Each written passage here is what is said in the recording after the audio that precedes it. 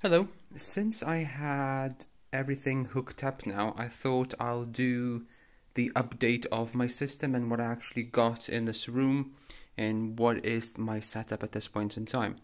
So one new addition has been a Emotiva BasX 500 amplifier.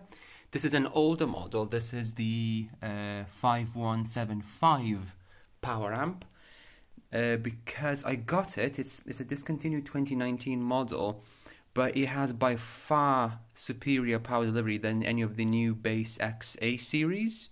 For some reason, they really kind of cheaped out on the power delivery on those, but the older ones have much better caps and power delivery itself, so I went with this one.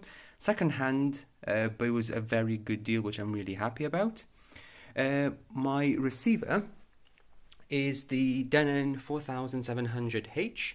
It's pretty good. I do like it. One thing that it does at the moment is actually only powers the height speakers, so it's only driving the 4 height speakers, while the Emotiva is driving the 5 floor level speakers overall. So it's plenty of power overall, and people tend to say that the Denons can run really hot, and I do agree with that. With my previous 2600H, that used to run really hot even for basic things. Now, while this is only powering the 4 height speakers, it runs really cool, doesn't heat up at all. And the Emotiva itself, powering the floor speakers themselves, runs super cool. It never ever got a hot. And one thing to note as well, that I run a Auro 3D upmixing for almost everything I do. So at any given time, all 9 speakers are being powered, and neither of the receiver nor the power amp ever got hot or even warm. So I'm quite chuffed with that. On the side, I got a PS5. PS5 is only used for playing games. I don't watch Blu-rays on it. For that, I got a Panasonic UB300 as my Blu-ray player. Seems fine, no issues there. So that's for the hardware itself. One additional thing to note is that just behind the sofa on the wall, I'm running a MiniDSP 2X4 HD. This is what controls my 2 subs. So there's a sub there, there's a sub there. So I use it to time align and EQ subs together. Overall gives me a nice flat frequency response. That's the basic setup of the hardware itself. So for speakers, I got Arendal 1723S monitors in gloss white, and I got the Arendal 1723S center channel. Sorry, the camera is rather bad. It's quite hard to pick up the thing itself, but it's this massive box here. Above, I got the Arendal 1961 bookshelves with a nice mount that you see from there. So I got 2 of those at the front. That's my high channels. Then at the back, I got 1961 surrounds. So these are triaxial dipoles. They have the 2 drivers at the front, and I got 2 drivers on the side, only 3-inch ones. So left and right there. And just above them, I got the 1961 height speakers. So they're the Atmos, angled slightly downwards in this part. So my setup wasn't aiming for Dolby Atmos. My main listening was aimed for Auro 3D. Now, opinions and first impressions on the Arendal speakers overall.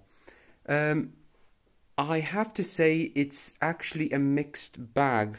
I'm not quite sure how I feel about them at this point in time. So to beginning with the good, the 1961s, so the ones at the back here, the surrounds and the heights, I love them. They're brilliant. A massive upgrade over my Q Acoustics 3010s. It's clear night and day difference. I really like them, worth every penny, I think. So for me, I really like the soundstage. They just sound great. Overall, just brilliant. So no issues there. Now, the 1723 monitors, I don't know. At this point in time, I don't feel like I've had an upgrade at all. The center channel, yes. So the center channel is just much fuller, better sounding overall compared to my Q Acoustics 3090C. But as I mentioned before, I didn't quite like it in the past anyway, because it was just so tiny and was just overshadowed by the towers, the Q Acoustics 3050s. Now the Arendal monitors here, I just don't find them sounding that much better than my Q Acoustics towers. It genuinely does not feel like much of an upgrade. I mean, don't get me wrong, they sound brilliant because I loved my Q Acoustics towers. They were awesome, and as mentioned before, they were punching way above their weight, so way above their price. But when I bought these monitors, I was really expecting that to be a huge upgrade. I mean, a single monitor, so a single monitor of these cost more than the whole Q Acoustics Cinema package. So just a single monitor here cost a lot more than the Q Acoustics, yet I'm not finding them to be that much of an upgrade. So I'm still going to wait to 50 hours for the speakers to, properly settle in. And I'm still yet to do my tuning. At the moment, everything is just bog standard. I usually tend to tune things up quite a bit later on. I've got a UMIC 1 and I take room measurements and whatnot. So at the moment, I'll just wait for them to properly settle in before I, really test them as it is. The one thing that I do have to say compared to Q Acoustics, the finish on these is immaculate. I mean, they just look and feel so much more premium compared to Q Acoustics. I mean, for the price, they better do. But sound-wise, it's not that much of a difference.